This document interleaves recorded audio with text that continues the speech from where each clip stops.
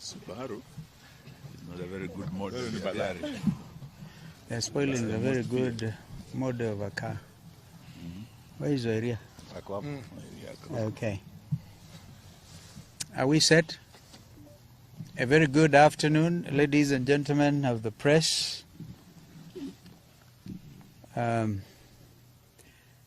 We are pleased to welcome you to this center and begin by giving apologies of two of our co-principals, three actually. Yes, the Right Honorable Raila Amolo Odinga, Sister Martha Karua, and Wycliffe Ombetsa Oparanya, as well as Jakoya. In fact, we understand that Jakoya's home was raided, but he's out there in Western Kenya. So we will have a statement read by Governor Mwangi wa Iria, and if there be any questions, we'll take them. I'll be very pleased to take them. But thank you for coming. Thank you.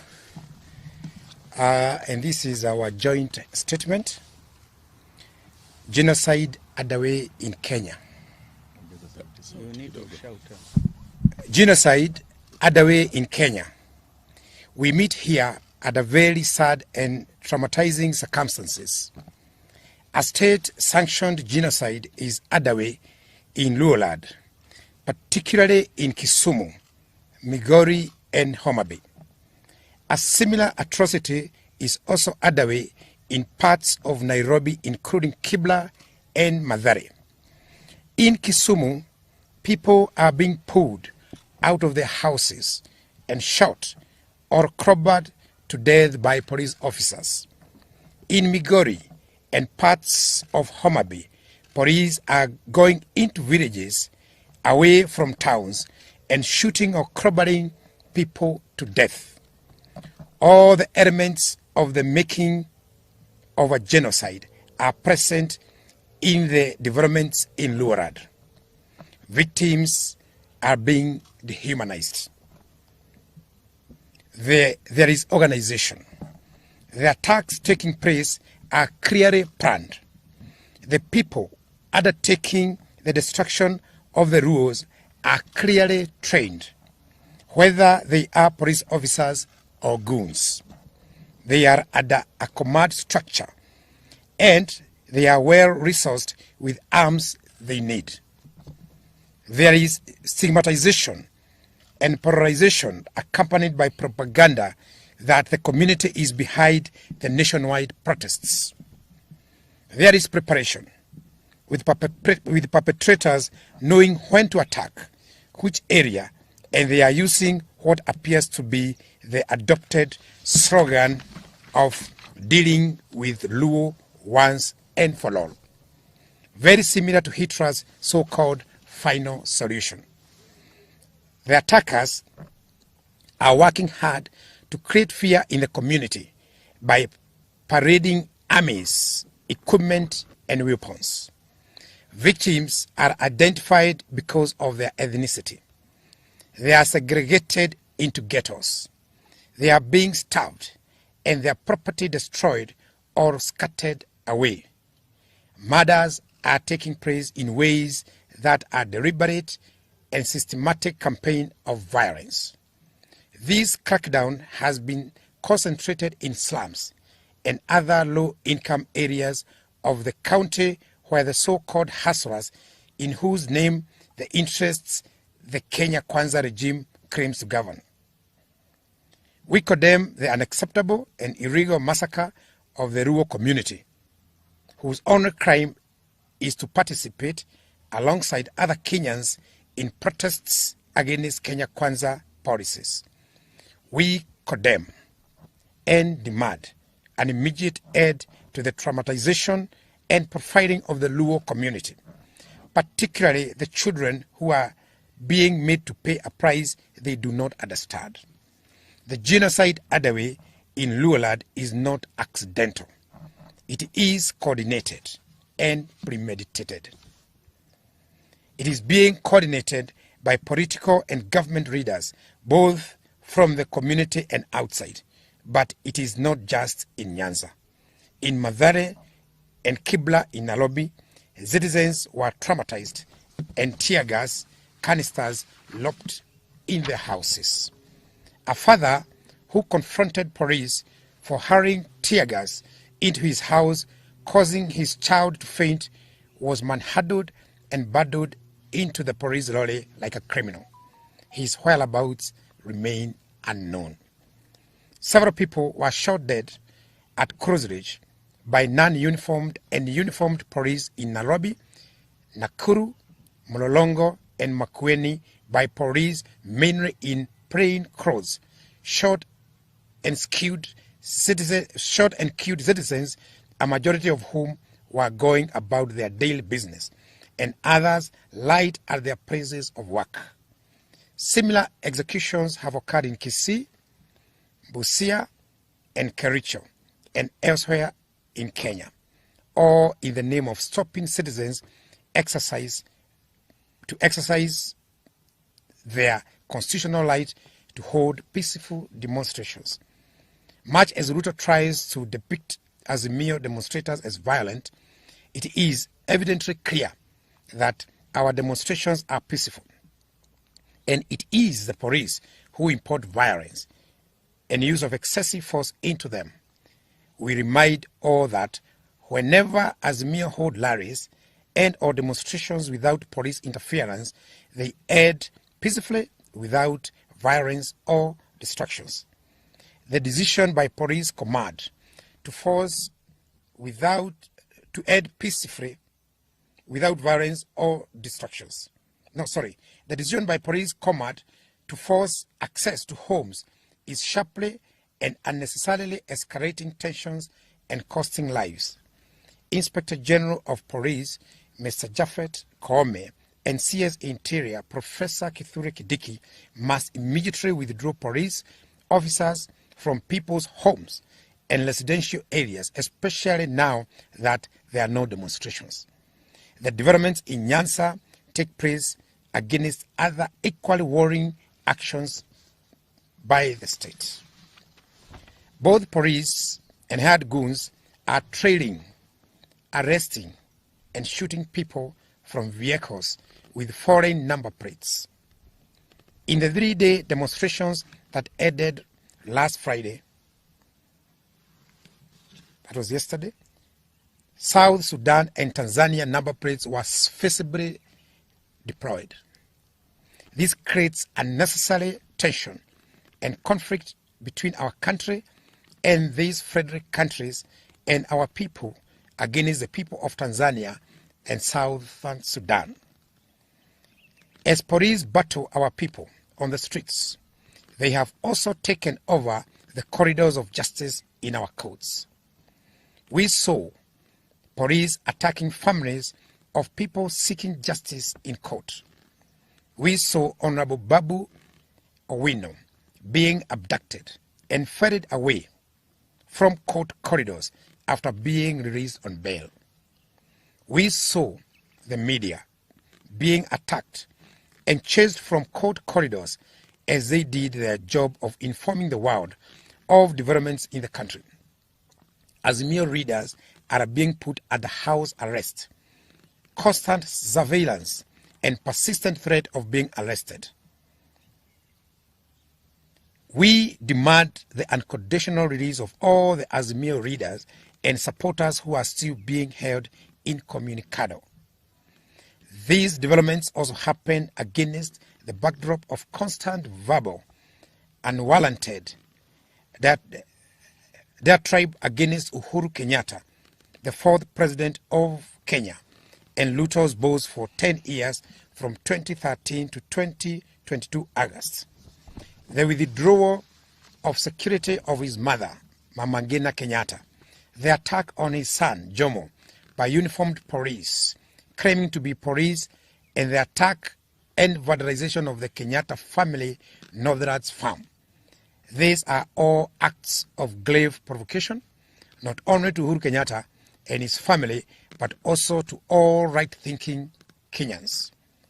Clearly, Ruto has, for all intent and purposes, suspended the Constitution of Kenya and is following his whims. We shall not watch helplessly as Ruto and his cronies completely dismantle the Republic of Kenya as set up by our Constitution. We shall not surrender our rights, including the right to life, dignity, and the right to peaceful protest. We shall not surrender our voices or agency. We shall fight for our rights as we have fought for them before, and as our fathers fought for them before last. We call on all right-thinking members of society to rise up and be heard. Let us all say enough is enough. William Ruto and his illegitimate regime must listen to Kenyans. All these actions by police undermine the rule of law and the Constitution. These actions point to the emergencies of a police state in Kenya. However, these actions that have left scores of Kenyans dead have earned police praise from William Ruto. We wish to make it clear that our people will not surrender or be cowed. We further make it clear that we will pursue no engagements with Kenya Kwanza whatsoever until these hostilities and their perpetrators are apprehended. We remain determined to right the wrongs being inflicted on our people, including state-induced high cost of living. Our peaceful countrywide demonstrations will continue next Wednesday. We are serving notice to all the OCSs across the country for the Wednesday peaceful demonstrations. In the meantime, the signature collection, which now starts at 8 million, continues. Thank you very much. Asante sana. That's good.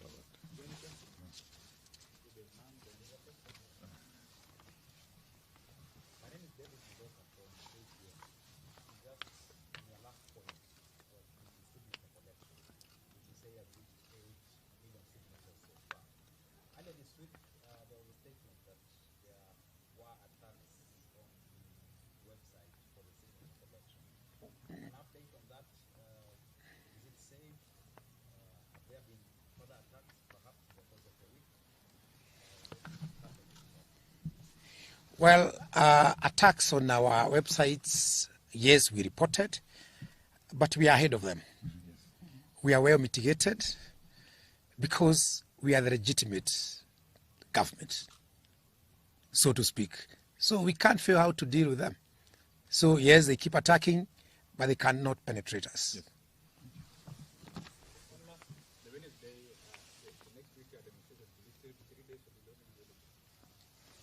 The demonstrations will be on Wednesday. We have said it will be one day on Wednesday, from 6 o'clock to 6 o'clock.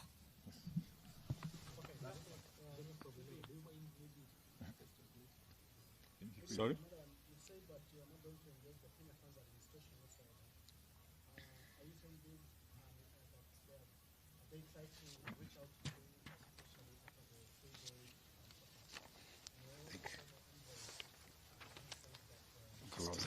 Steve can do that.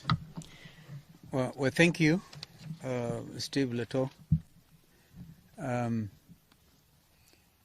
It was reported that